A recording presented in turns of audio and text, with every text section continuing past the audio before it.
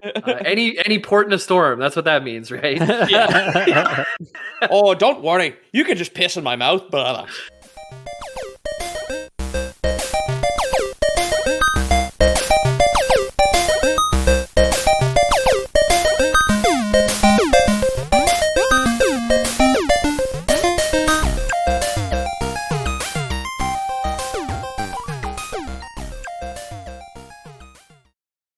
Hello, and welcome back to the internet's #1 fake history podcast, The Lore Boys. This week we're talking about God of War. Specifically, we're talking about the latest pantheon Kratos of Sparta has found himself embroiled in, and the differences and similarities to the actual Norse mythology behind it. My name's Ethan Palmer. I want to give a content warning up front for one story of Odin, which does involve him hanging himself. So if that doesn't sound like your thing, it'll be in like the last 15 minutes of the episode, probably. I guess it's worth saying that we've done a God of War episode before. Apparently, I hosted it, though I have no recollection of such a thing, where we talk about Kratos of Sparta, the demigod son of Zeus, who kills the entire Greek pantheon, more or less. If you guys want to check that one out, there will be a link in the description of this episode to our website where you can find it, or you can probably find it on Spotify. But before that, do you guys want to introduce yourselves, Peter and James? I'm Peter and I'm James. Don't call me boy Miller. Okay. Yeah, good. All right. Yeah, we are doing the Dad of Boy series, right? As Dad of Girl, do you find it hard to empathize with the game, Ethan? It's so funny because I've been playing God of War 2018, which this episode was my wife's idea because she's been watching me play it and has been bugging me constantly about like the mythology behind it, and like we've kind of just been talking about it as I've been playing, including. So I guess it's worth saying now that there will be no spoilers for Ragnarok in this episode, as well as no major spoilers for the 2018 game. There will be like one or two minor spoilers, including like, hey, it turns out the guy who you meet in the first 30 seconds of the game, who is the big bad enemy, you do end up beating him in the end, I guess, is like Conor McGregor. McGregor. You do kick the shit out of Conor McGregor. Yeah. But my wife was like asking me about Conor McGregor and something to do with him. I ended up Googling it because I was curious, and then it was like huge spoiler for one of the points of the game. I was like, thanks a lot, babe. But so I, as a father of daughter, I think it's so funny that I've been playing this and I haven't started watching The Last of Us yet. Honestly, dude, if I had a daughter, I would not want to put myself through that show. I feel like I'm like, I know how it goes. I know how it's gonna end, right? Like I know how the first episode probably goes, but like I still like don't know if I really want to watch it. But yeah, Data Boy is fine. He's everything works out okay in the end for him. I watched the first episode and I'm having a hard time coming back to it just because I know how emotional the series is. I'm like, am I ready? Like, will I cry when I spend an hour watching this? I might. So I'm not in the mood for it right now. I don't know when I'll be in the mood to cry, honestly. Sometimes you are. Sometimes you're like, man, I just want to watch Forrest Gump. You know what I mean? Yeah. You guys, sometimes I just need that gut punch, right? I could recommend a very good movie that made me almost cry recently. It's in French. It's Les Intouchables. They remade it as The Upside with Bryan Cranston. It's about a felon who helps a quadriplegic rich guy. And the original French version is I watched that. It was good. Yeah. The French one's great. Cool. I've never heard of it. I hadn't either. Do you guys want to talk about some Norse mythology? No. So Norse... Is that like a horse? It can be. The only limit is your imagination. Before we jump into the actual episode, I do want to thank everyone who's been taking the time to leave us some stellar reviews on iTunes. Just to shout out a few: Jippy893, The Legend, Syra, Honest Dawn, and GI Jerk. Thanks a lot for doing that. As I've said before, it really helps the show. Oh, cool. Okay, I guess let's start. What do you guys know about Norse mythology? Jamie knows there's horses. Whenever you guys seen that video of the guy who's like all fucked up and he's going through the doorbell cam and he's like trying to say open the door, but he just keeps saying open the door. I can't say I've seen that. No. Okay.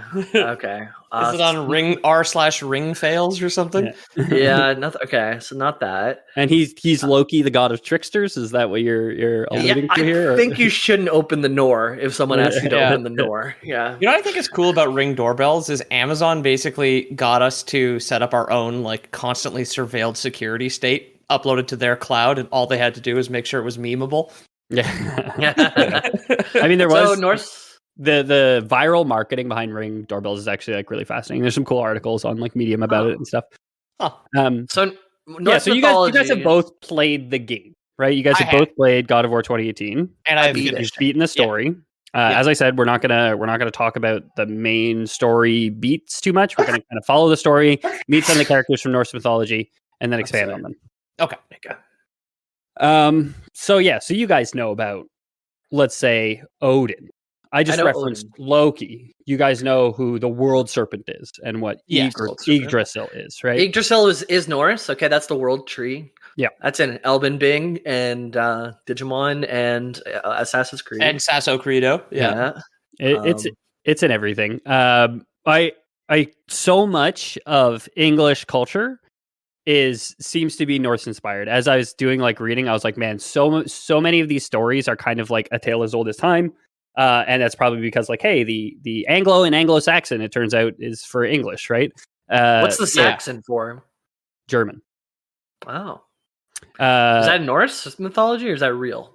Norse is like Scandinavian, but they were, I want to say, conquered by the Anglo-Saxons, merged with the Anglo-Saxons in some way. They invaded England at some point and then like came to bargain with it, but also like Western canon, a lot of it is derived from Beowulf, and then like even that was like inspired Lord of the Rings, which is like the fantasy that is the English myth, right? Other than King Arthur. Yeah. So like almost all Norse mythology, like the biggest sources for Norse mythology is something called the Eddic poems or the Poetic Edda. Which is where like most of, I guess, the primary source for most of the material we're going to talk about today is, which is by a guy named Snorri Sturluson, which is a great Scandinavian name.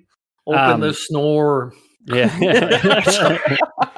So there's plenty of like, not criticism, but I guess just like acceptance that Snorri Sturluson was by all accounts a bad historian. So a lot of the myth that we have is like very tainted, with like Christian worldviews at the time, because Christianity had a huge influence on Norse mythology, and Norse mythology had a huge influence on Christianity as we kind of know it today. So we'll get into it a little bit later, but Baldur, who we'll just kind of introduce, he's the Conor McGregor, the big bad guy of the games. He's often viewed as like a Jesus figure in Norse mythology, as he's this like untouchable son and all this, and Odin is in some ways like a parallel to a more traditional monotheistic god. He's very Old Testament. I know, not like, I guess Zeus is kind of similar to Old Testament God as well, but we talked about him last time. He's just a bastard. Old Testament God is a true blue son of a bitch, and like I said in our Assassin's Creed episode, he's kind of rad, just in how like unhinged he is. And Odin, I think I've heard, is similar to that, where he curses his children and whatnot, right? We'll get to Odin, and like it's not all good, but it's actually really interesting how the game paints him compared to how traditional history paints him. I'd say he's way more tame than Old Testament God, but we'll get to him. He's the last thing we're going to talk about today. We're going to start instead with the 9 realms, or the 9 worlds of Norse mythology. As they are known, these are the homelands of all the various beings found in the pre-Christian worldview of the Norse and other Germanic people. The worlds are held in both the branches and the roots of the world tree Yggdrasil. So, I was going to just list them in no particular order, but you guys have both played the game, albeit years ago. Do you guys think you could list all 9? No, I know Muspelheim is the fire one, isn't it? Muspelheim, yeah. Excuse me. And I know that one, it's because that is the video game as time trial that I actually finished during my playthrough. And that was the gear set, because every realm has its trial or whatever. And at the end of those, you collect these resources and bring them back to the dwarven smiths who build your gear. And every realm has, I think, 2 mutually exclusive gear sets based on like what build you're going for. They're the little brothers that are arguing, right? And they upgrade your stuff. We're going to talk about Brock and yeah. Sindri and who they are in the actual North. I know. A little later on. So you guys know Earth. You guys know. And Earth there's I didn't get to guess. Yeah. There's go ahead, Jake. Dominaria. Phyrexia. Excellent. Yeah, Phyrexia. Yeah. Okay. Excellent. Come on, you know Earth, right? Midgard. Midgard, yeah. Midgard is the world of humans. We have Alfheim, the world of elves. We have Svartalfheim, the world of dwarves, which I don't believe you visit in the game. Jotunheim, the world of giants. You have Hel, the world of the dead. You have Muspelheim, the plane of fire. You have Niflheim, the plane of ice. You have Asgard, the world of Aesir gods, which you don't visit in the game. And you have Vanaheim, the world of Vanir gods, which you don't visit in the game. Which was the one full of that pink fog? It wasn't pink, it was blue, but that was Niflheim, the plane of ice. Was it Niflheim or Svartalfheim? No, there's a pink fog time trial in a maze. It's because memories are stored like photograph negatives. My bad. That's the memory thing is also in our Assassin's Creed episode. I mean, it's definitely gray. You could tell me it's pink all you want, but it's like it's definitely 100% gray mist. Ethan just did it. Yeah. I've just did it. I opened all the realm tears. I maxed my dwarf Niflheim armor. Right. Okay. No. Okay. You're absolutely right. My memory from this was the pink hourglass bar at the top. Oh. Okay. Yeah. Fair. Yeah. Fair. So for me, obviously, because I was stressed out, dying in the poison fog, I was constantly staring at the pink hourglass at the top. Yeah. I never beat that game. one. I streamed this game on our Lore Boys Twitch way back when, twitch.tv/the Lore Boys. We never use it, but that's where you guys can follow if you ever want it. Yeah. Maybe we'll stream on there someday. Every once in a while we pop up. Good twice a year for the mailbags, right? Like that. So in the Norse myth, all but Midgard are said to be invisible worlds, meaning invisible to man is what I assume. Which just means which I assume is just the explanation of why can't you see this Asgard or this Jotunheim when you look out your window, Snorri? If I was caked in mud wearing deer antlers on my head in a fur coat because I was the shaman of the Norse village, that would be also my excuse. Yeah, but you'd also be hidden you'd also be invisible to the predator, which is pretty handy because you're caked in mud, right? Yes. So they're said to be invisible. Though they do intersect with Midgard, and in certain places are considered more visible. For example, Jotunheim, which is the land of giants, is said to intersect in the wilderness of Midgard. So anywhere that's kind of wild places, the ocean is viewed as Midgard because it's wild and savage. Hel, the realm of the dead, it intersects in graves and tombs. Also, the cold, dark north, kind of like the Arctic like ice, is considered hell. Because there's dark no north. Yeah. CDN Canada. Cadana. North to Cadana. Settlers of Cadana up here. Russia's own. Yeah. Then you have Asgard. It's said to intersect with the sky because the Asgardians, the Aesir, live above. So in the beginning, as with so many stories we tell, we begin with a void. I have an excerpt from the Prose Edda, as translated by Arthur Gilchrist Broder here. I'm going to drink the void again. I don't think that is one that we drink to, but when I was writing this, I was like, we should probably add it to the list. But these guys get a pass. Okay, this is translated from something written in 1000 CE. These guys are off the hook, right? Okay, Ethan giving the Vikings the void word pass basically here, and it's also not even a true void, which we'll get into when I read you the quote here. So it's like space. Sorry. Space is not a true void. Okay. Ginnungagap, the yawning void, which faced toward the northern quarter, became filled with heaviness and masses of ice and rime, and from within, drizzling rain and gusts. But the southern part of the yawning void was lighted by those sparks and glowing masses which flew out of Muspelheim. So there's a void in the beginning, but there's also the realm of fire and the realm of ice to start. Okay. And one is above, the realm of ice is above, and the realm of fire is below, which I think is very interesting. I don't know this for sure, but I wonder if who taught the Vikings how to read maps, and if they had a concept of north being at the top already, because they always say that ice is at the top, but heat is in the south. So kind of referencing the far south, like Greece, where where Kratos would be from, would be very hot, right? For them, for Vikings living in Sweden, they'd probably find it very, very hot. So they believe that heat comes from below, ice comes from the north, and where they kind of met in the middle in the void, which they call Ginnungagap, formed Midgard. Midgard is created out of ice and fire meeting in this void. Okay. I like that. Because Sweden is at an angle, if you look at it on a map. One of my best friends at work is from Sweden, and he does make a distinction between like Stockholm in the south and where his parents live in the north. So they probably, although they probably knew somehow if they were going down towards water, it was getting warmer, and up away from it. But again, like I'm trying to speculate on if they even knew what direction they were going in the first place. Yeah, and it's like down. It's like north and south. It's not down and up, right? Like it's of course, north and south. Yeah. In terms of like a creation myth, I like it too, because if you have a fire on top of ice, sure, there's a little bit of intermingling happening, but not that much. But with the ice on the top and the fire below, right, that's what causes the melts, which causes the steam, which causes like a cycle in the middle, right? Like, that is really cool. I hadn't thought of that. Yeah. So they will create Midgard. They haven't created Midgard. Yes, I guess they don't technically create Midgard. They create life. So this intermingling of primordial forces leads to the creation of the first being, a hermaphroditic giant named Ymir. So Ymir is the first being in creation, essentially. Okay, cool.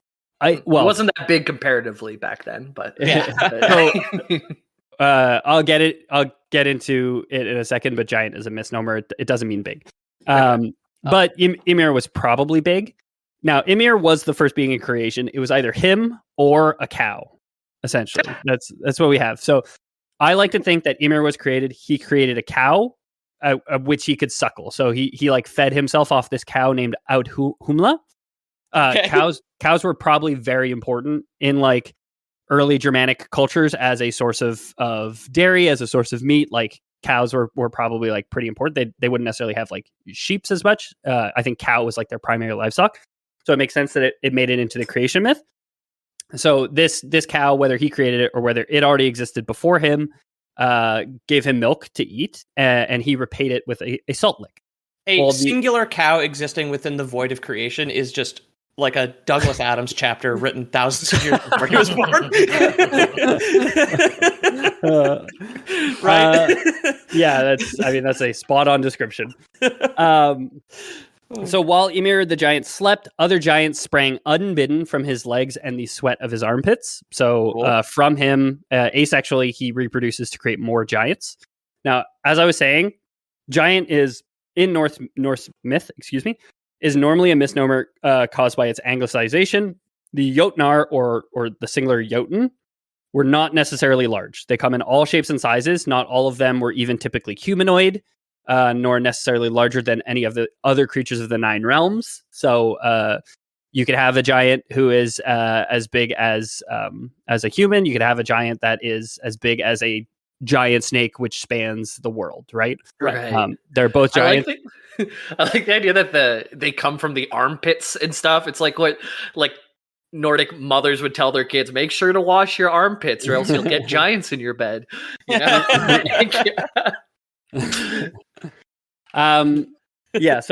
So regardless of his size, from the salt lick, Ymir had given his trusty cow. The first of the proto gods sprang as the cow Audhumla was licking the salt lick, which I think lends credence to this early Christian idea that people are made of salt, right? Like when God, early Testament God, turns the people of either Sodom or Gomorrah into pillars of salt. No, he burns the city, but he turns Lot's wife into it because he's just like, I'm going to kill everyone you know. Don't watch. And then she takes a peek and he turns her into salt. So there's definitely, there's something there. Yeah. So this idea that humans are salt in some way is, I think, old canon, I guess we could say, pre-science canon. So the first of these proto gods, this Aesir our god, sweat's salty. That's not. Our sweat is salty. We do have salt in us. It's exactly. Like if all you had to do is test in your Nordic lab was lick people, and like that's all you could tell. It's like that's how you get the humors, and then it's salty on the outside, right? In high school, I was biking down the road that I lived on, and some other high schoolers I went to school with that knew me were driving by, and they took a box of salt from inside their car and they threw it at me while I was biking, and it hit me, and I was like, Yeah, and I went and talked to a friend later, and I told him the story. I was like, "These guys came and threw a box of salt at me," and he's like, "Yeah, that's assault." It's not very dumb. I want a quick fancy pants. Quick note that I have not read the Old Testament, so Ethan may completely be right in the only thing I know about salt in the Bible is turning Lot's wife into it. So yeah, okay, no, that's the one that I was thinking of specifically. Okay, yeah. Pillar of salt. So we have the first of the Aesir gods, known as Buri, who springs forth from this salt lick, and this is Odin's grandpappy. Okay, so he'd give birth to someone who would give birth to Odin. Okay. Odin, along with his brothers Vili and Ve, would slay Ymir, and from his corpse fashioned Midgard. Okay, right. So I have heard Odin, who created the world from the corpse of the giant Ymir. Right.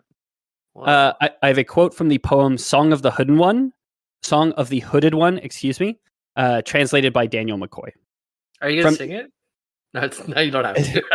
It's a poem, so no, it's a song. You just said so. Oh, it's the poem "Song of the Hooded One." Yeah. I keep saying Hunin. My nose is blocked today. I apologize. From Ymir's flesh, the earth was created. And from his sweat, the sea, mountains of bone, trees from hair, and from his skull, the sky. I was gonna say, why did you start as Michael Bolton for that? Yeah. I like that. I can just picture Ethan working away as a blacksmith, humming that to himself. Yeah. Bruce Springsteen actually wrote "Song of the Hooded One." So, yeah. So from Ymir's flesh, the earth was created, and from his sweat, the sea, mountains of bone, trees of hair, and from his skull, the sky. And from his eyebrows, the blithe gods made Midgard, home of the sons of men, and from his brains, they sculpted the grim clouds. So, a little bit to unpack here. Specifically, the eyebrows are said to be what created Midgard, because Midgard is not, as the world of men, it's not the world, it is literally civilization. So it's literally the concept of the world of man, where man lives within their domain, as opposed to Jotunheim, which is the wilderness and like the savage world outside. So not necessarily distinct realms in a planar sense that we think of, but also at the same time, yes, distinct realms, depending on your interpretation. Okay. Again, Snorri Sturluson is the primary source for most Norse mythology. It's probably thousands of stories told over thousands of years that have kind of been condensed into this one guy's view when Christianity had already been introduced into the region, and so probably corrupted in some ways. So like a lot of real world history, you're going to get different accounts from different people and different stories which tell different like truths. Like a lot of Greek mythology, you'll have like, oh, this guy did this, which kind of makes it impossible that they did something else. Like, oh, they died at this point, but then they're also in this story after the fact or whatever, right? And none of it really matters for mythology. In school, I had to take a class called historiography, which is not history. It's the study of how history is recorded and what's the proper ways to record history, rather that so that someone way down the line can read it rather than just being biased and whatever. Okay. Yeah. And what is the right way to record history, James? What is the right side of history? Tell us.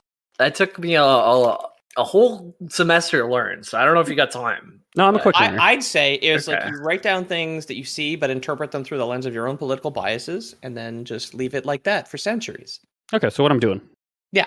Okay, good. What we're doing here right now. Not Snorri, though. Not Snorri.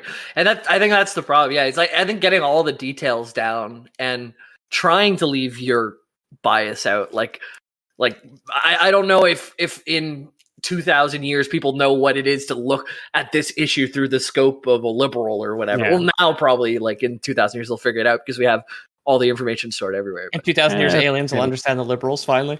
Yeah. I'd like to imagine, because Snorri is like an 8th century historian, because you said he was a bad historian, but is this like a bad historian from like the 40s or no sorry, around 1000 CE. Okay, yeah. So yeah, because I was gonna say I would like to just imagine him with his little press cap like tapping on the thing. It's like, excuse me, Midgard bugle, you said the cow came before or after the giant? It's like no more questions, thank you. I just don't know going why back I to was, his limo. I was picturing him as a Harfoot for some reason. 'Cause he sounds like Nori, and we're kind of in this weird mystical world right now. Right, yeah. I mean, yeah. So like the dwarves of Tolkien are probably directly inspired by the dwarves of Norse mythology. So Right. like, yeah, exactly Yeah. why the dwarves are named things like Nori is because there was people like Snorri who existed, right? Yeah. And they use runes as well. Like the rune Yeah. for thief is what is etched into Bilbo's door so that they could find him, right? Yeah. Mhm, Well, mhm. yeah, and we'll talk a bit about runes a little later on. Oh. So specifically the eyebrows of Ymir, which might seem a weird choice, but again, when you think about the fact that Midgard is civilization, the eyebrows are said to represent fences that mankind would build around their crops and settlements and drive back the wilderness, essentially. So if you think of your little eyebrows like a fence between your eyes and your forehead. Is my mustache the lower half of the property then? Yeah, it could be, yeah. Okay. I am so glad these dang things are keeping my forehead out of my eyes. You like the little hairpin, the little clip, just clip your hair to your eyebrows. So it might seem grim that they killed Ymir to steal his corpse and friggin' make the world, which kind of talking about your Old Testament God being a badass dude who do what needed to be done to do what needed to be done. I guess you could just end the Hang sentence loose, like God. that. Yeah. So it's important to know that in studying Norse myth, the giants are typically considered forces of chaos, who are always trying to return things to chaos, where the gods are depicted as the ones trying to create order out of that chaos. Okay. So all the stories of like the Aesir gods interacting with the giants, it is typically the gods doing something to the giants in order to establish a sense of chaos, which makes sense why man would worship the Aesir, even if the giants were just doing as they were. Like early humans, maybe not early humans, but like humans 2,000 years ago would probably like pay a lot to just have a fucking semblance of order and stability in their lives, right? So if they wanted to believe that somebody out there was fighting for that, they'd probably worship them, right? Yeah. So the giants threaten to overturn the work the gods have done, and we know that they ultimately will succeed. When Ragnarok comes to Midgard, it will descend into the sea along with the rest of creation, it's said. And that's a known truth in Norse myth, that Ragnarok will come eventually. All you can do, I guess, is gather all your mightiest warriors in Valhalla to prepare for the day that it does. Right. Are we going to talk about more of who Ragnarok or what Ragnarok is at all? No. I mean, it's the end of the world. That's all it is. Okay. There's not too a person? Much. No, it's the cataclysm, it's the apocalypse. It's just the end of the world. It comes after Fimbulvinter, which is a winter so long it will span 3 summers, and then Ragnarok begins. Okay. I know in like World of Warcraft, so many people have names like Ragnar or Ragnarok or Ragnaros or like all things are close to that. So I was trying to see if there's a through line there. So it's the end of the world. Yeah, it'd be like a guy named Apocalypse. Like you're going to think that that's a badass dude, right? Well, he is a Superman bad guy. I think he fights Superman. Yeah. XX death _angel _420 XX, you know? Like Legolas, yeah. Is that a person or is that just the end of the world? It's like, no, XX _death _angel is an event, actually. It's more of a feeling, really. So the story of God of War 2018, and I'm going to call it God of War, even though it's going to get confusing because there was already a game called God of War. The story of God of War 2018 starts with Kratos and his son Atreus creating a funeral pyre for the wife and mother of the family, whom Kratos calls Faye. We're not going to talk too much about Faye on this episode. I might have mentioned it at the top of this one, or maybe to you guys before we started recording. I could do a follow-up episode that would contain heavy spoilers for 2018, but we're pretty much going to avoid all of them this episode. There's a game coming out on Switch by the makers of Dauntless called Fae Farm. And I'm just picturing the gameplay is like, you start your French game, your wife's dead, bury your wife. Nothing. Animal Crossing starts with a tragedy. That's literally the start of God of War 2018. Here you go, your wife's dead. There's a whole internet like backstory too. So someone felt they played a Harvest Moon game that they couldn't figure out if it existed or not, and then the wife dies right at the beginning, and they went on a quest on the internet to find it, and all these people tried to help them, and they found out it ended up being like a demo of a random thing from like 20 years ago. I watched one of those like down the rabbit holes on it. Anyways, but yeah, burying your dead wife. A lot of games start that way. God of War 2018, random demo from 20 years ago. The list goes on and on. So they're in Midgard. They're not burying their wife. They're creating a pyre for her in the Viking tradition. They're in Midgard, the realm of man, as after Kratos killed Zeus and battles his inner demons in God of War 3, he has decided to retire and just live as a man, no longer as a god. He started a hobby farm and got into craft beer. Yeah. Grew a beard. So I mentioned it before, but the word Midgard literally translates to middle enclosure and is sometimes called Innengard, which is literally inside the fence. It corresponds literally to our concept of civilization. In the World Tree cosmology, it is surrounded on all sides by Jotunheim, sometimes called Utgard, meaning beyond the fence. And Jamie, you've probably heard of Utgard before. Utgard Pinnacle. Mm-hmm. Or daily heroic Utgard Pinnacle looking for healer. Yeah. Yeah. And there's isn't there just friggin' giants that live there, huh? There's big guys, yeah, and there's a giant riding a blue dragon, a blue proto drake, which is a rare mount drop you can get out of there. It's quite nice. Yeah, Northrend is the Viking, the Viking realm in World of Warcraft. So Midgard, Middle Earth. I just made that connection. Yeah, and I was thinking of it whenever you got. We played a game on New Year's where everybody had a thing on their head with a name of a person. Name, oh, you can't see it. Everyone else can see it. Ethan got Dumbledore and was so confused. He's like, "Am I a man?" No, I wrote Gandalf. Yeah, I got Gandalf, but it did take me way too long. Yeah. And it was like, "Are you a man?" Well, sort of. You look like a man, but you're not really a man. Everyone at the table is arguing, like, he is a man. No, he's not a man. Like, am I from Earth? And I tipped you off because I said, well, a section of the Earth. It just occurred to me that a great question for us, if we're ever playing that game, is have we ever talked about them on the podcast? Would be a great way to narrow things down. Yeah, but this was like 2 a.m. on New Year's, so we weren't the best strategists at this. No. So Jotunheim or Utgard is representative of the chaotic wilds found away from the civilized world of crops and fences. This is represented directly by how the continents are surrounded by the seas, as well as like towns are surrounded by, rocky, barren wastes and forests and stuff. And forests, yeah, exactly. The seas in Norse myth are home to 3 of the best known giants, Aegir and Ran, who are a married couple who kind of control the sea, it's said, as well as, of course, Jormungandr, the world serpent, who we'll talk about in a little bit. Yeah. Above Midgard is Asgard, and below is, of course, Hel. In many depictions of Yggdrasil, you will see Asgard rooted in the branches, Midgard rooted in the trunk, and Helheim in the roots. So literally kind of arranged like that. So, like I was saying, our story starts with Kratos' wife being cremated. Immediately after you have the funeral, there's a knock at your door. A man is standing there who can feel no pain, and it seems he's got beef with Kratos, though he never mentions Kratos by name.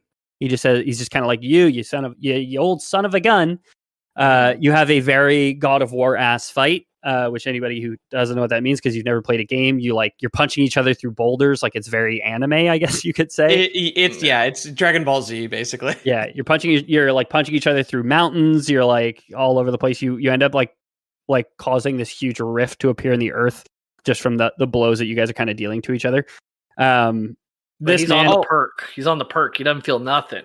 Yeah, he feels nothing, and he's acting like it. Yeah. I do want to clarify the reason we keep calling this guy Conor McGregor is because the character looks like the MMA fighter Conor McGregor. We just kind of opened with that and it did not explain that it's a different guy. Yeah. Enters the room forearms first kind of thing, Little short guy. Yeah. He throws a chair at Kratos' bus, and then the intro is the remainder of that lawsuit, and then we go from there. Yeah, I hate when the Norse gods do cocaine in bars and beat up old men. Yeah. Can you imagine instead of Kratos and Atreus, it's just the guy and Hasbulla that he owns? Yeah. So this man, Conor McGregor, we eventually learn is Baldur. Like once you've kind of had your fight with him, you don't kill him, but you throw him down a ravine, and he can't die and he can't feel pain. So You just kind of leave it at that. Is Baldur's Gate his eyebrows? Yeah. No, it's the way he walks. Okay. Baldur's Gate is the unibrow. When he plucks it, it's open. Baldur's Gate is Conor McGregor's eyebrows. Okay, got it. All right. So we'll come back to Baldur on a later episode. If I do another episode that would contain spoilers, I think we'll do more on him. Baldur's the primary antagonist of the game. He hounds Kratos across the 9 realms, or 6 realms that you actually visit, to try and defeat him or stop him. Though even after Kratos, you beat the final boss of the game, you eventually defeat Baldur. Even after that, you don't immediately know why Baldur was after you. It's basically just like Kratos just is kind of treating it like, oh, the same old bullshit. Gods being gods. They got problems. We got problems with me, huh? He doesn't want to fight at all. Like, he's straight up left. He's like, damn, that first trilogy and the PSP versions were wild. I don't want my son growing up on the PS Vita, and so he moves to a different country, right? Yeah, exactly. That's like exactly the game. We haven't really said it, but for anybody who's on the fence about playing it, I think we're all avid fans. It's a phenomenal game, great storytelling. Game of the year in its time, and deserves it. Game of the year this past year too, in the Steam Awards. So yeah, it won Game of the Year 5 years after it originally came out. I thought Elden Bing won one of them. I forget which one. Elden Big Ring won the big Game of the Year. The big one. Yeah, I think there's no weird French kid talking about God of War. Yeah, God of War 2018 won like best storytelling game, I think. So I guess not Game of the Year, but I wonder if Hogwarts single war players seems where it's at, but there's I don't know. We'll see. I guarantee you that's not winning any fucking awards, dude. No? Dude, what a pile of radiation for any fucking awards show to say they win. I guess if it's by vote, then it'll win some. I don't want to talk about it. So I was trying to brush by it quickly too. I'm sorry. Kratos and Atreus set out into Midgard to climb the highest peak in the realm, creatively named the Mountain. Along the way, they meet a woman who, at the time, they call simply the Witch of the Woods, but whom we'll learn is the Vanir god Freya. You learn it eventually in the game, not right away. We'll talk more about Freya probably again on another episode. For now, all we need to know is we're heading for the mountain to spread Faye's ashes, your wife Faye's ashes. And we'll do our the current WoW classic raid there. You fight Freya. She's a tough fight. Yep. She's a flowery girl. You go the one nice place in the whole instance. You get there and there's flowers everywhere. Everything's nice. The music's nice. And then you have to fight a big old god, and it's quite hard. Yeah. So before they can get to the mountain, though, father and son are going to come across the Lake of Nine, where Tyr's temple stands at its center, with a rotating bridge that points to the entry gates for 7 of the 8 other realms. I say 7 of the 8 because obviously you're in Midgard, so there's not going to be a gate to Midgard in Midgard, right? That's true. It's just the door back out of. I guess the door in and out of Tyr's temple is kind of the gate. Yeah. It's the eyebrows to the building, obviously. Yeah. So the father and son duo boat up to a massive statue in the lake, sunken up to its chest in water. Graffitied on the statue is the words, "Sacrifice your arms to the center of the water, awaken again the cradle of the world."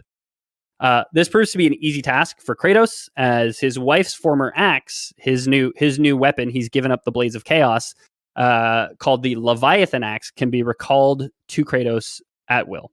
Do you think there's a bunch of people who walked away without their actual arms, on their body, just really disappointed? Yeah. A bunch of just arm bones floating at the bottom of the lake. At this point, we know next to nothing of Kratos' wife, except that she had no arms, and that her name was Faye. No, that's not true. We know that her name was Faye, and that she once wielded the Leviathan axe that Kratos now uses in place of the chained blades of his past. What we know about the Leviathan axe is that it was forged in the game by the dwarves Brock and Sindri, whom Jamie mentioned a little bit earlier. They are Brokkr and Sindri in Norse myth, who also gift Atreus with arrows made of mistletoe at a certain point in the game. I remember there was what did my brother do to fuck up your axe? Let me fix it now. And then every upgrade is just them complaining about their you don't see them together until the end of the game, when you kind of through the story as it happens, you kind of mend their relationship a little bit by getting them invested in your adventure. But they are kind of refusing to speak to each other, and you realize it's because they created Mjolnir, and they kind of both hold each other responsible for the damage that Mjolnir, which is the hammer of Thor, the god of war, has dealt. Like all the lives that it's taken, all the giants that it's killed, they kind of feel partially responsible for having created the hammer in the first place, which is why they're not on speaking terms in the game. I remember from Bobby Ferry, I don't know if this is true or not, but he had a little carving of Mjolnir, and he said that, I remember him telling me it's much smaller than you think. Like the actual Mjolnir, it's like really not a very big at all. Yeah, so we'll talk about when they created a little bit, but like, okay. So Brokkr and Sindri are dwarves who were challenged by the god Loki to create items to match another group of dwarves had created. Those dwarves were just called the Sons of Ivaldi. So they had basically made Odin's spear. They made a couple other things. So Loki goes up to Brokkr and Sindri and says, "I will bet you my head that you can't make items as good as those." Among the items that Brokkr and Sindri end up creating in response to this bet is a boar with a glowing golden mane, which they give to the god Freyr, a golden ring named Draupnir, which would multiply each night by 9, which they give to Odin, and a little old hammer known as Mjolnir, which would eventually be given to Odin's son and god of war, Thor. I thought the ring was super cool because we've talked about Tolkien already. I'm glad it came up kind of naturally, but the fact that it's a ring which multiplies into 9 every night, I thought was just so perfect, because that's the number of rings that Sauron gave to men. The men, right? Yeah. So I have a quote here. Odin laid upon the pyre the gold ring called Draupnir. This quality attended it, that every 9th night there fell from it 8 golden rings of equal weight. So he gave them the infinite, or Brock gave Odin the infinite money cheat, essentially. Cool. Draupnir is neat, but it's the weapon of destruction, which causes the brothers grief primarily. So I have an excerpt here from, it's called The Fifth Lost Page, The Forging of Leviathan, which is promotional material of additional lore, which was released with the 2018 game. This is the Fifth Lost Page. No, but I'll sing it. So Thor attacks 3 giants in Midgard with the mighty hammer Mjolnir, killing 2 while the third one fled. Brock and Sindri, the ones who forged the hammer 30 years prior, are in their Svartalfheim workshop, not having started the fires of their forge for a long time. Sindri voices his horror at the suffering they caused, while Brock is annoyed at Sindri's constant yapping and says, "What's done is done."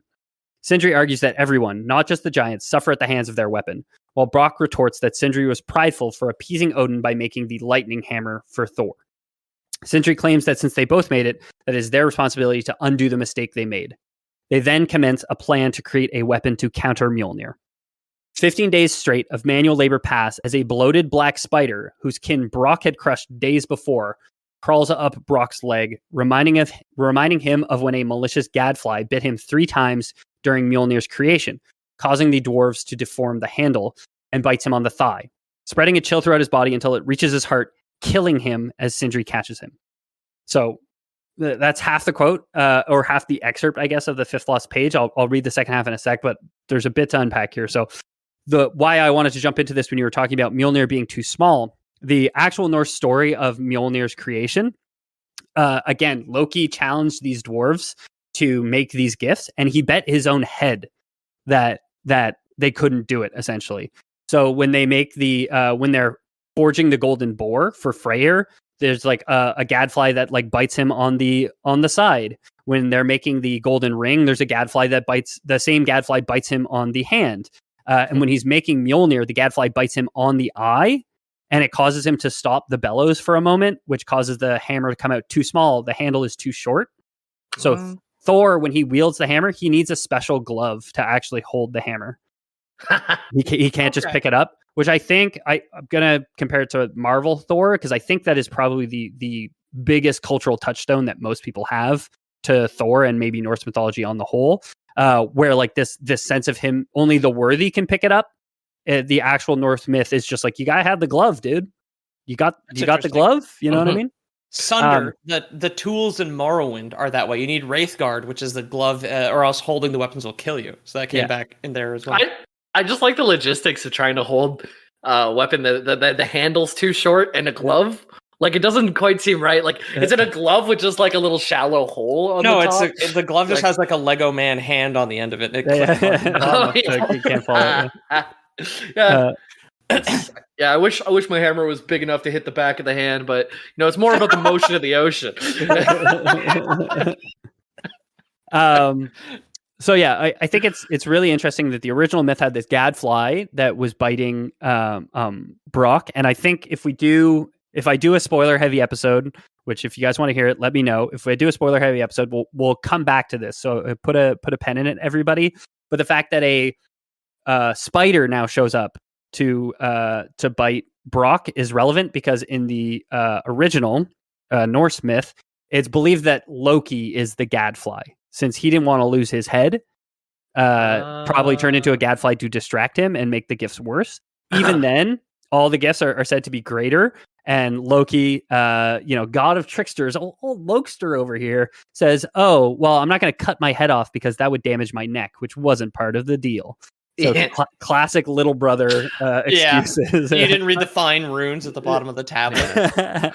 Yeah, we can't get rid of mosquitoes because it'll ruin the whole ecosystem, and it'll make our gods lose their heads too, right? So they all serve their purpose. You just got to get a bat house. Yeah, exactly. Okay, I got the second half of the quote here. So Brock dies. The spider bites him. The poison gets to his heart. Brock dies. Sindri then drags Brock's now ashen blue body to the realm of Alfheim, wherein he must save Brock's soul from the Lake of Souls. Sindri takes the glove from Brock's hand and goes into the lake, swimming deeper until he comes across his brother's soul, only to be grabbed by an undead being. Sindri is able to free himself and grabs the soul with his gloved hand and heads back to the surface. After hacking up black liquid, he became afflicted with phantom itches until he passed out. Awakening, he puts his bare hand on Brock's chest, feeling a faint pulse, after which he swears never to tell Brock what happened. Brock awoke in his bed, noticing Sindri had gained a slight twitch in his face. 2 weeks pass and their power is finished, an axe, which Sindri gives the finishing touch of a potent magical power unmatched in any realm. Brock asks what they should call it. Sindri responds that the weapon will be unmatched in an honorable warrior's hand, and thus should be named after a being unmatched. They decide on the serpent who dwells in Midgard, and thus the great weapon was named Leviathan. Cool. Okay. So again, a few things to unpack there. Brock, when you meet him in the game, they're both dwarves. Brock is blue. And it's never touched on at all or explained why he's blue. No, it is not. Yeah. And I feel like he was beating Brock and Brulu. Brock and Brew.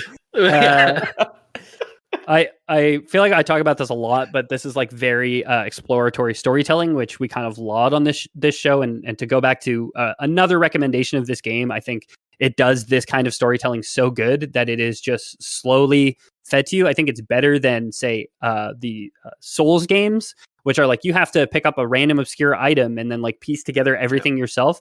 This is like obvious and inherent and just feels like it makes sense when it clicks, that you might question why he was blue. And like throughout the game, you might ask yourself, like, why was he blue? And I was telling this story to my wife as I was writing the episode, and she's absolutely was like, yeah, I wondered why he was blue, but I guess he was just different or whatever. But I love that there's this like mythological fable behind why Brock the dwarf had turned blue, right? And not touched on in the game, but just explained. Yeah. And Sindri's twitchy too. He's like a germaphobe. He's always wearing his gloves. He's a germaphobe. Yeah. My favorite early like scene in that game is where he's just like, "Oh, welcome back, guys." He like throws an apple to Kratos, who just holds up his axe. It just gets cut in half and lands on the floor. He's just like, "Okay." Yeah. That's cool. I remember being so excited to see those guys every time you'd see them because you're like, "Oh fuck, it's weapon upgrade time, baby!" Yeah, and Silver baby, let's go. Yeah, and they had like such good like dialogue and stuff too. So Brock is the surly one. He's the much more guy you'd think of having a forge. He's very like, "Hey, Kratos, how you doing? Look at this." Blue. He refuses to work in God of War. They say he refuses to work on anything but weapons, which not exactly true to the Norse myth, but just like the store that he has because he built your armor as well. He also builds like resurrection stones and stuff. Yeah, exactly. You can buy health potions from him or whatever. Yeah. So this axe eventually Sindri gives it to Faye, Kratos' wife, who then gives it to Kratos, and now he's in the middle of this lake where it says cast your arms into the lake. So Kratos does. He takes his axe. He knows he can recall it, so he just throws it into the lake. This nearly mortal labor of Brock. Actually mortal labor. Like he actually died to make this thing, and Kratos was like, "Yeah, I'll just huck it into the lake, no problem." And it refuses to return for a few moments. But deep beneath the water's surface, there begins a rumbling. But more on that after the break. From deep beneath the Lake of Nine, we hear a rumbling as the Leviathan axe whirls out of the water back into Kratos' hand. Then there's a crest of wave as the scaled body of the world serpent, its body as tall as the distant mountains on the horizon, slithers to life. Casting the axe into the waters has awakened Jormungandr, largest of the giants, who spans the entire world. I think for me, and I'm going to guess for a lot of people, this is one of the coolest moments in the entire game. And I don't think it's a spoiler to say any of this. I think the entire God of War game was always very good at establishing this unbelievably grandiose sense of scale. Like in God of War 3, the game starts, you're climbing the Titan Gaia's body. It's the word go, though. The first mission in God of War, the OG God of War, you are on like a bunch of like Greek battleships and you fight the Hydra. And Kratos on your 4x3, CRT TV on your PS2 is like a half-inch tall, right? Yeah. So the games always start like this. Yeah, exactly. And it's something that they do so well, but I really don't know if any video game moment has done it as well as this moment in God of War. Like this serpent rising out of the water is unbelievable. You know what I'm doing when I do that? Poking the guy in the eyes. Spartan Rage. Oh, and yeah, he knows it. Well, Spartan Rage, but it's also Poseidon's eyes, popping him out. Remember when they made you press the sticks and then you actually gouge his eyes with your thumbs in the game? It was just, that's pretty great. Man. Yeah. So Jormungandr essentially like slithers out of the water, causes like the entire water level to drop, which is like a progression marker in the game, is like how much have you woken up the big snake, because he makes the water drop and like reveals more areas of map. Which is such a cool way of doing it, right? Yeah. And you see the close-up snake, and then like kilometers in the distance, the back of it, the body in the back. Yeah. Do you think Jormungandr would be a good weatherman? I don't know why that just occurred to me. He's like in all places at all times, right? So he's just in my knee. The weather is slightly cold with a slight drizzle. That's something. It's a stupid fucking thought. I'm sorry. It's just like rips bong. Would a snake be a good weatherman? If you're everywhere, that's how they do. A bunch of countries at the exact same time every day release balloons, and if you are even a second late or a second early, there's fines. But everybody just releases balloons at the same time to help map out this weather stuff. I didn't know that, which is really I never read that either. Huh. Yeah. Balloons with a snake tied to it, right? That's a shot. We just shot down a Chinese snake balloon recently. Adding up these motherfucking snakes. These motherfucking balloons. That's very good. Could Odin make a balloon so big it lifted the world serpent? Jormungandr, literally great beast, but sometimes also called the Midgard serpent, is described in Norse myth as a snake or dragon who lives in the oceans surrounding Midgard. Jormungandr's greatest enemy is Thor. It is said that the two of them will kill each other at Ragnarok, for which they don't like each other, because they don't like each other because fate and prophecy has said they're going to kill each other eventually. Like that's lightning beats water. Lightning beats water. In Pokemon, yeah, you're right. You are right. There's a bunch of fucking snakes in Sweden too, which I did not expect. I just googled snakes in Sweden. And it's like, where would they get this idea? These ice peasants. Tons. Never mind. There's like rat snakes, water snakes, garter snake. Obviously, they live everywhere. They live here and they freeze over the winter. There's one called the smooth snake, and that sounds great. Smooth brain snake. Post on Reddit. That's our new band name. Smooth brain snake. There's a post on Reddit today about the war in Vietnam and all the tunnels that the Vietnamese would build and the different types of traps they would leave. And one of them is you tie a snake to the top of the tunnel, which the Americans would usually shoot at. So you'd hear down the tunnel, okay, Americans are shooting.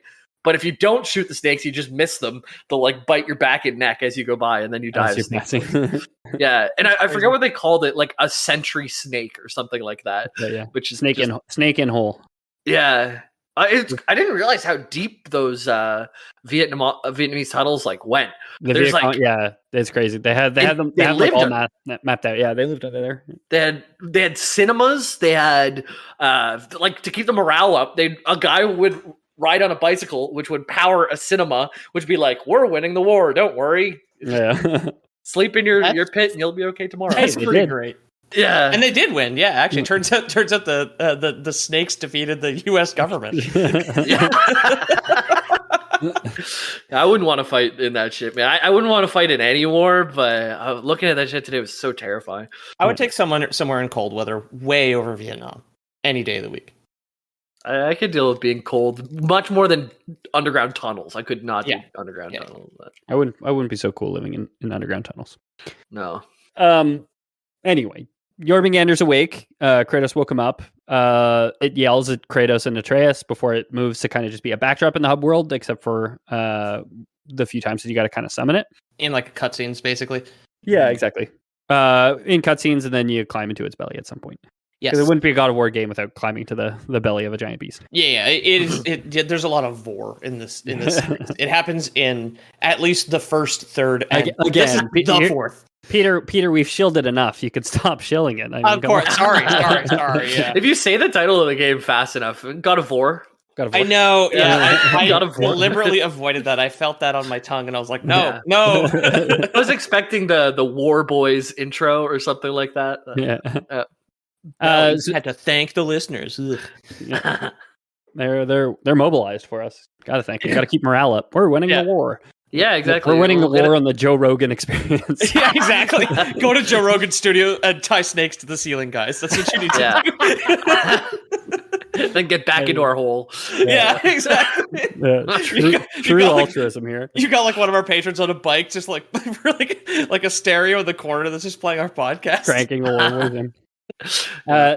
So with that taken care of, the water level dropped. We got access to some new zones. With a little help from the witch, Freya, the pair, Kratos and Atreus, make it to the mountain, but are presented with some bad news. The mountain may be the tallest peak in all of Midgard, but it's not the tallest in all the realms, which is where Faye had asked them to spread her ashes.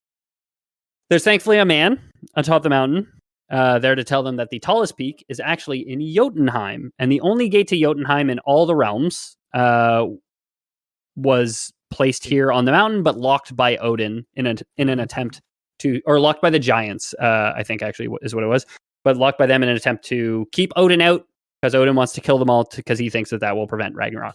Yeah, this is like that rom-com where the guy dies and leaves a bunch of notes for his wife or whatever. My name is Earl. No, you guys don't know that one? Okay, right. Anyway. It's what a fun adventure, right? The mom dies and like, go to the tallest. No, it's not that one. Keep going to the next one. It's just like sending a road trip for the boy Is and that dad and the boy. time travel one? The lake house? The Notebook. No, I don't think so. Maybe I have it wrong. Maybe it was the woman who died and the man is reading all the notes. But then at the end of the movie, you get to the end and there's like a final thing where like, I planned this all so you can find love. I didn't want you to be alone after I died. And all that. Anyways, someone will tell us. Hakuna Matata, man. And that's how, spoilers, that is how God of War ends. Is Kratos finally decides to love his son. Yeah, exactly. I mean, it straight up is what you're describing, Jimmy. I don't know the movie, but it is like, it clearly seems to be part of your wife's wishes that you guys spend time together, and she kind of sends you on a wild goose chase to kind of get there. My dad says whenever he goes, all my brothers, me and my brothers got to go to Lake Placid. So maybe I'm gonna get to Lake Placid, and then there's alligator. Yeah, but there's a different thing with alligators I got to go to or something. Yeah, it's gonna be fun. This isn't the most placid lake in all the realms. You're thinking of you're thinking of Lake Rough Waters. So they get to the mountain. There's this man who happens to be fused with a tree, who tells them that it's actually in Jotunheim. This man's name is Mimir, whose name literally means the remember. He's quite possibly the wisest being in all of creation and is a frequent counselor to the gods. He's fantastic as well. Yeah.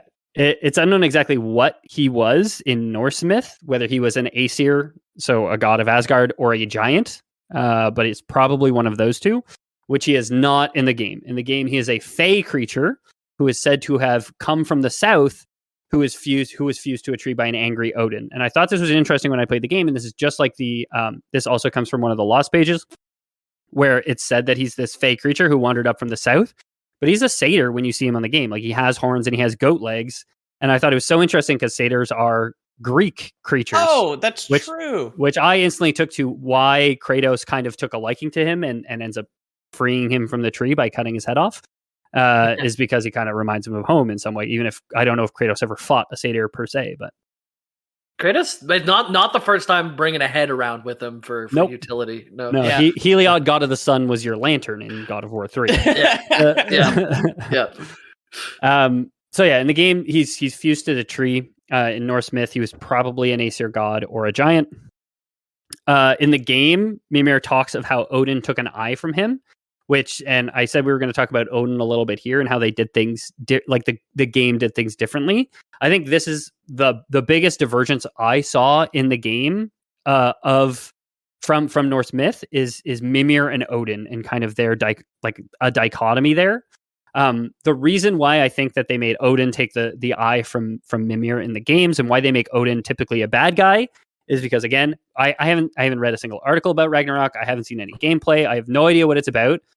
I'm gonna assume that they're aiming for a trilogy like the original trilogy, and I'm gonna guess your boy, the Ghost of Sparta, is gonna kill Odin as the big bad at the end of the third game. That's just my guess. I'm gonna guess like it was Baldur in the first one, then it's gonna be Thor in Ragnarok, and then I'm gonna guess there's gonna be a third one, and it's gonna be Odin at the end of that one. So I think they do a lot of work painting Odin as a bad guy because they're setting him up to be a villain in the third games. Whereas in Norse myth, he was a mixed figure, but typically Thor is like the real nasty god of war, whereas Odin is a god of war, but he's like the strategy and tactician of war. You know, his name means something along the lines of like seeker of ecstasy or something like that.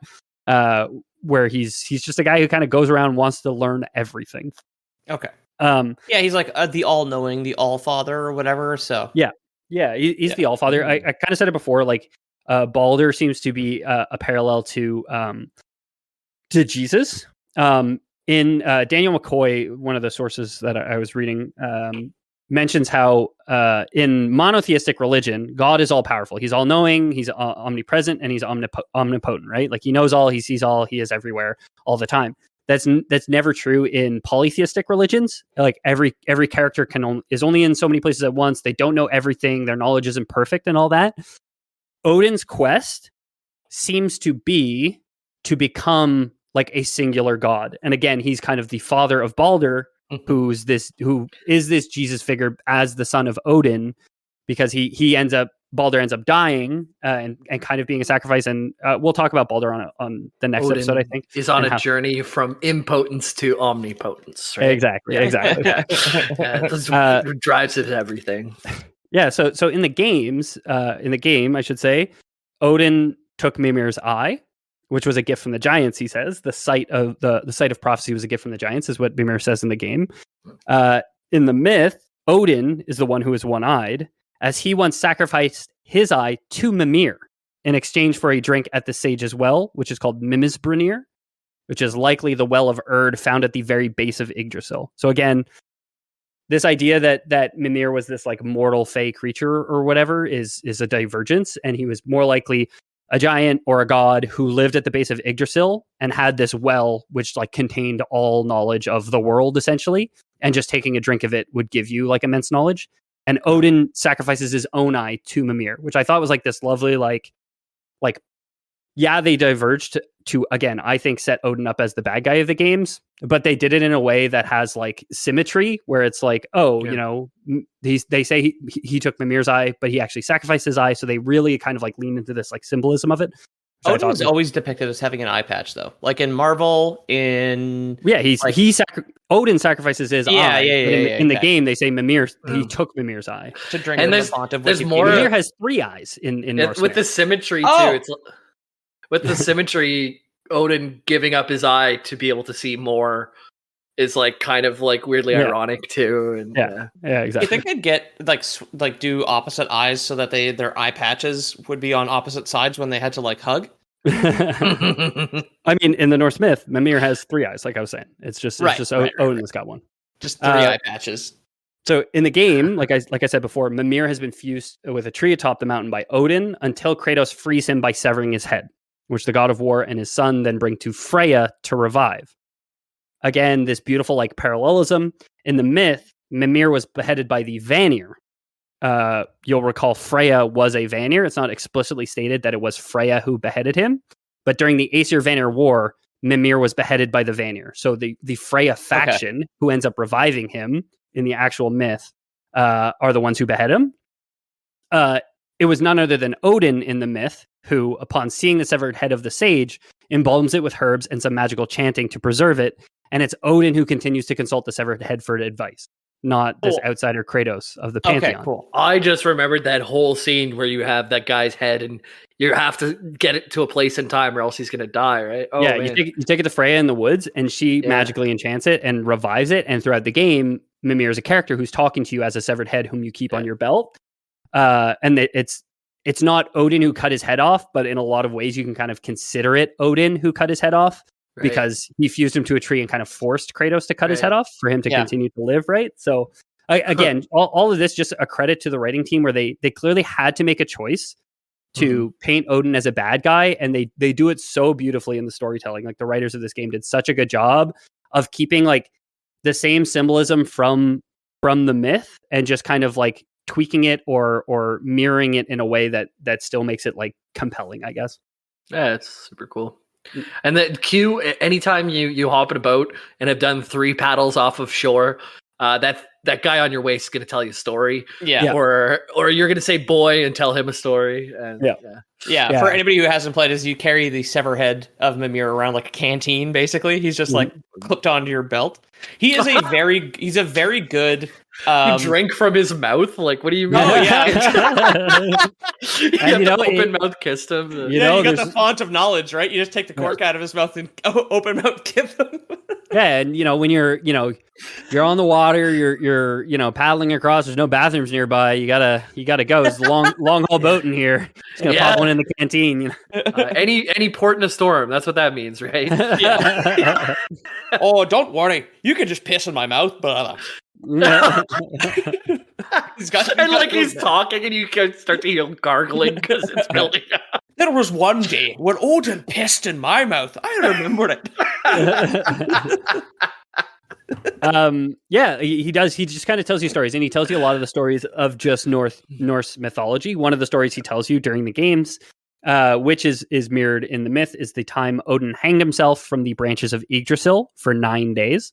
So in the Prose Edda, a powerful group of beings known as the Norns carved indecipherable runes into the world tree. The Norns they're the sisters of fate. They're maidens who are feared as some of the most powerful entities in the cosmos, more powerful than even the gods, as they control the fates. So just like the fates in Greek mythology, who I think Kratos kills in one of the games, right? He fights the fates, doesn't he? Yeah, he fights. I think he kills all of them. But I know there's the boss fight with the big fat one that's like chained in place. It's like Shadow of the Colossus. Like, she is a level and a boss. Okay. I think.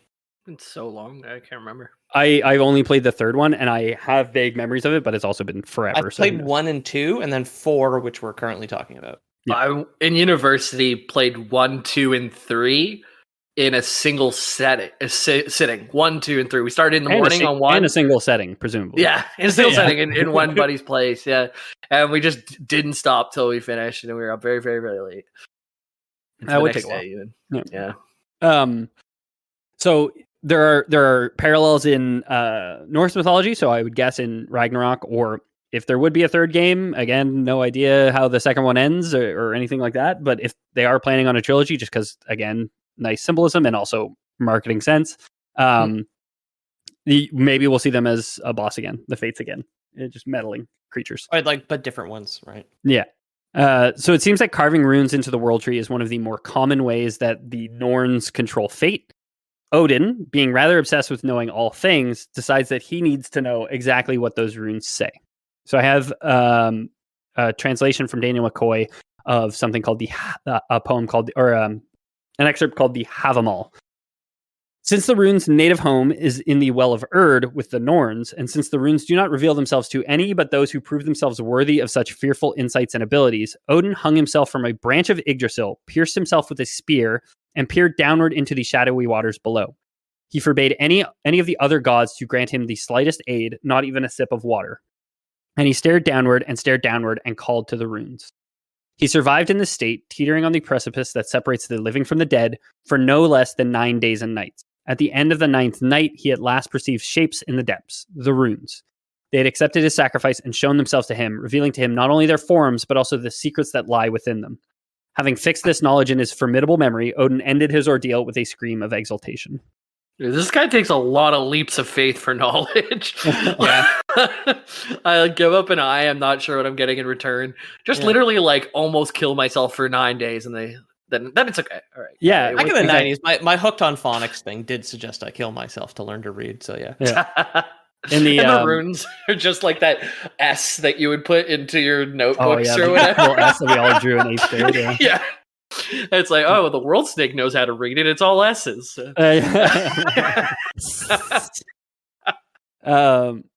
So in the game, when Mimir tells you the story, this one stood out to me. I remember where I was. I was walking along the branches of Yggdrasil, which is like the fast travel loading screen, essentially. When he told me the story in the game, I just remember it clearly. Yeah. In the actual in the game, they say he did it just to experience what it was like to be a dead man. They don't actually mention the runes or the Norns. Knowing what in the myth, knowing what the runes were and how to use them plays a huge part in Odin becoming as prominent a figure as he was. This wasn't just a vanity project. His knowledge of the runes allows him to heal almost any wound, bind his enemies, or render their weapons worthless, to free himself from constraints, to put out fires, to expose and banish witches or wizards or practitioners of dark magic, to wake the dead, and to basically do whatever he wants. So like a lot of Odin's power as the All-Father seems to stem directly from this knowledge of the runes and his ability to essentially manipulate fate, right? Cool. That is really cool. Yeah. So I mentioned before why I think Odin, they made Odin more of an antagonist, since I think he's going to eventually end up as a villain. They translated it into 2 health bars. It's just like, yeah, he's all knowing, man. Yeah.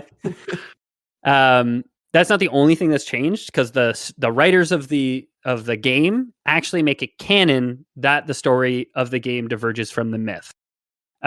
So at the end of the game, you defeat the villain Baldur. After doing so, you manage to get to Jotunheim to spread Faye's ashes. On returning to Midgard with Atreus, however, you realize the snows of Fimbulvinter are falling, which means Ragnarok is approaching. Mimir mentions that it's much too soon for Fimbulvinter to be there already, even if it's going to come in 3 summers, and remarks that you being here must have changed something about fate.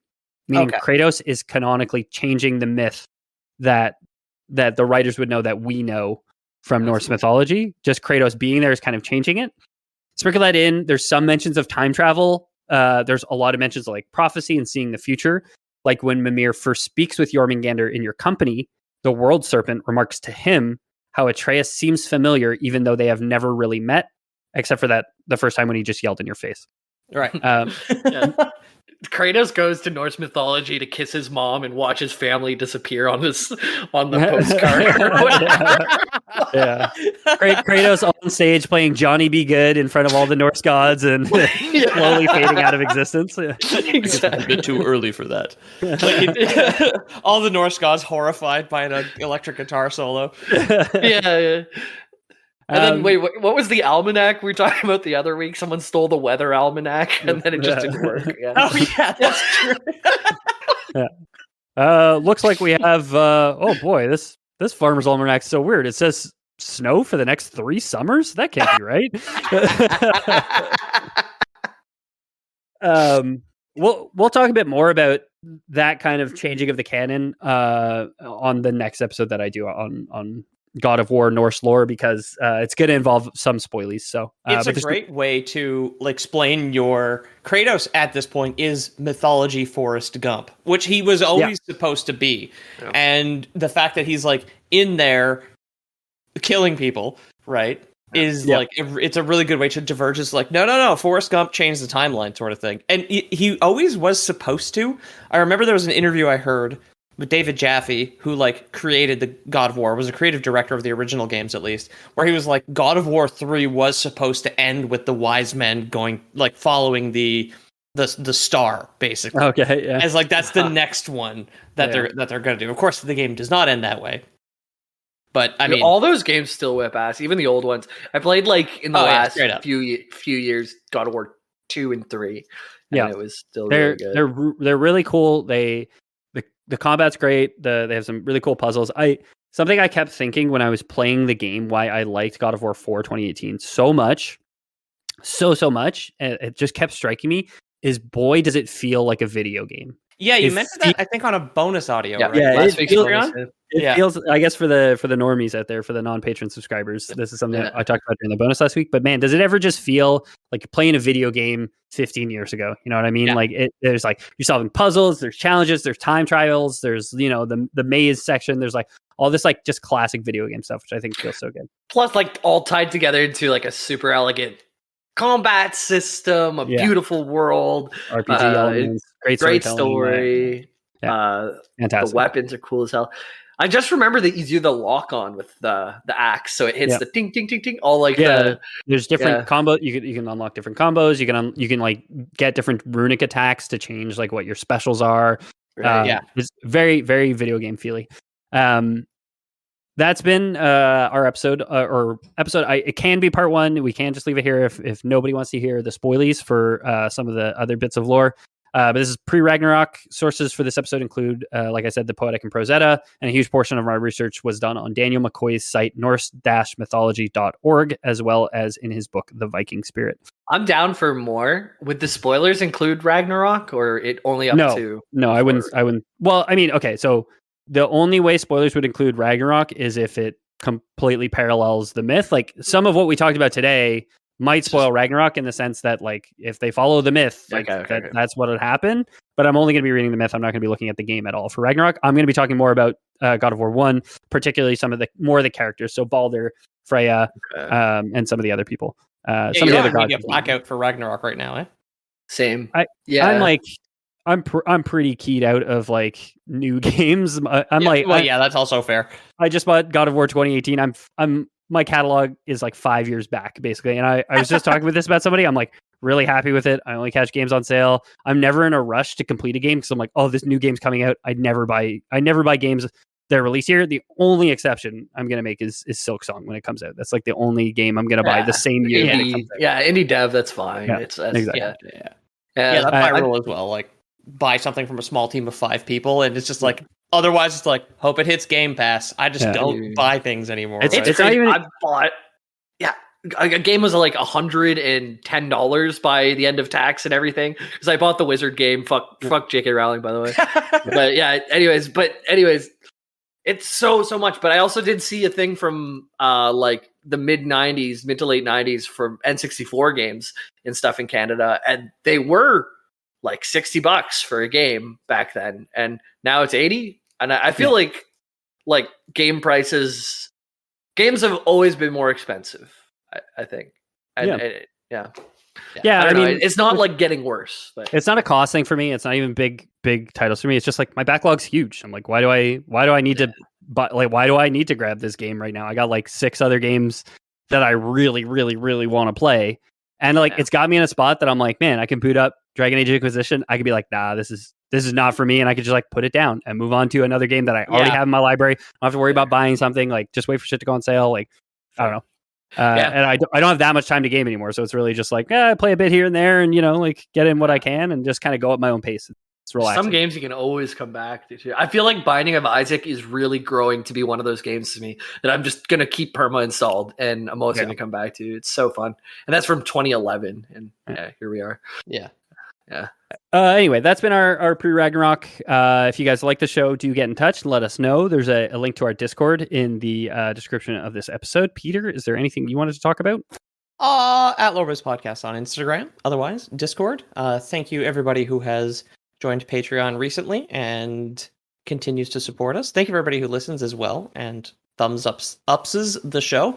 I know they're not exporting to YouTube, which never really mattered, but that is a known issue. It's a technology thing. It's being worked on by the people who host it. So if you get this show on YouTube, sorry, this is like 3 weeks late at this point. But yeah, otherwise, That's a very small subset of our folks, but we know you exist. there's like 1,300 people who subscribe to YouTube or whatever. So, But we had 88% is Spotify, like 99% is not YouTube. But no need to tie snakes into the ceiling of the offices of YouTube. Just if it's 13 subscribers, it's 99.99% is not YouTube. I think. But hey, we pander here. That's what we do. We have 1,300. Jamie, who you pandering to? I'm pandering to the patrons. Like, come hang out in the Discord. We've been having a lot of good chats lately. I'm in there every single day, and I see some new people. Rain or shine.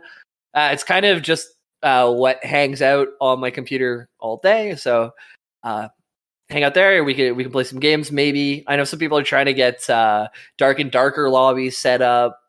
Some people were doing Ark for a little while and like doing requests. So you could be like a dinosaur. So it's like, name your favorite dinosaur. I think I'm a stegosaur in someone's game. Nice. Also, stegosaur one of the favorites. Is your favorite dinosaur? I just picked one. Okay. I don't know a lot of dinosaurs. I'm gonna be honest. Pete's the big jaw fish, right?